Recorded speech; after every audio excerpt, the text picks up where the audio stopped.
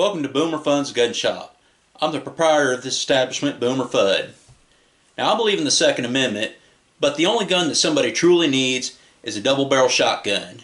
Great for hunting and home defense. And if you feel that you must have a handgun, well, the only gun that you really need is a 6-shot revolver. Because if you need more than 6 bullets to end a gunfight, well, you're somewhere where you really shouldn't be in the first place.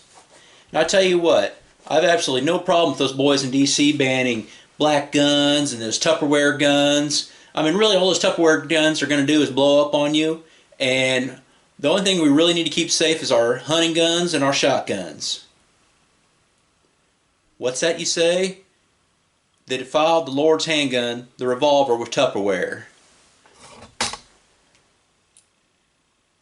Billy Ruger, your sons have done you wrong. I don't know if I can live in this world anymore. Oh, Barbara, I'm coming home. I'm coming home, Barbara.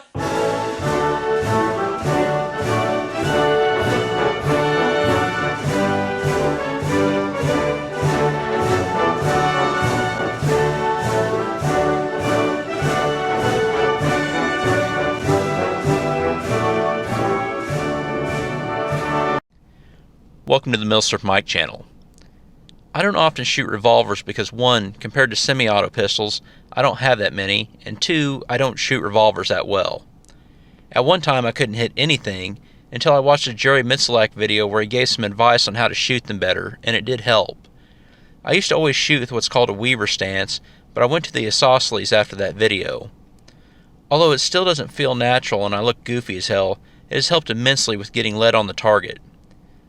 Another thing that really helped when shooting in my last outing was actually trying Josh Benware's quarter challenge, dry firing at home.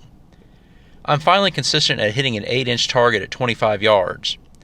Now I know that LionQuest Fitness pulls change out of his pocket to measure 5-shot groups from that distance, but this is still a huge improvement for me. I took 3 of my modern revolvers, all chambered in .357 Magnum, on an outing to get some good side-by-side comparisons, so I figured I'd do some quick review videos on these handguns. First up is my Ruger LCR.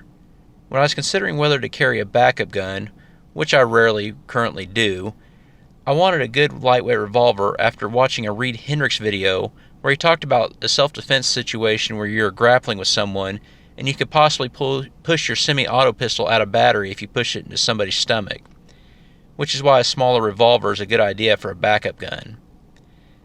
I know that's probably overthinking and reaching, but if I have the cash, it really doesn't take much to convince me to buy a new gun. Although I had my eye on the LCR for a while, I waited until I spotted the .357 Magnum at my local gun store for the same reasons I later waited for the new King Cobra to come out instead of just buying the Cobra. I wanted the versatility to shoot both .38 Special and .357 Magnum, and even if I do just end up shooting .38 Special, I like the idea of the revolver being overbuilt for this purpose, especially in the case of the LCR, where polymer is used in lieu of metal in some places. Ruger came out with the LCR, which stands for Lightweight Compact Revolver, in 2009, in .38 Special, and .357 Magnum in 2010. They have since released it in several other calibers. The LCR has an aluminum frame in the .38 Special and smaller calibers, while the .357 and later the 9mm are stainless steel. The trigger housing is fiberglass-filled polymer to reduce weight. This also encloses the hammer, making the revolver quote-unquote hammerless. Ruger later released the LCR-X in 2013 with the hammer exposed.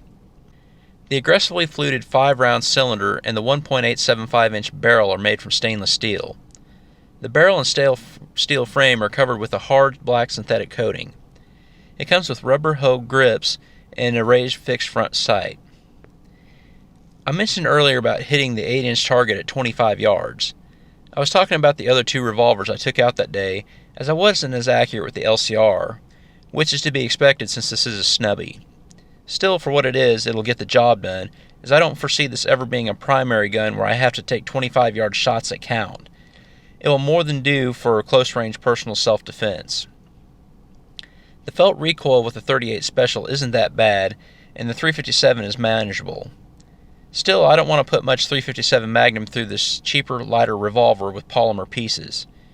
Yes, I know I'm starting to sound a bit fuddish, but my intent was that if I do carry this, I will have it loaded with 38 special personal defense rounds.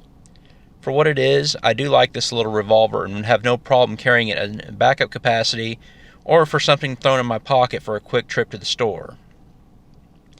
Please be aware of where your elected officials and the groups who claim to represent you stand on the Constitution. Please join the GOA, the biggest no-compromise 2A organization, as well as your state's organizations. If you like my content, please check out my other videos, like, share, and subscribe. Also, please check out my Twitter, Facebook, Instagram, and who I support on Patreon. Thank you for watching, and as always, have a great day.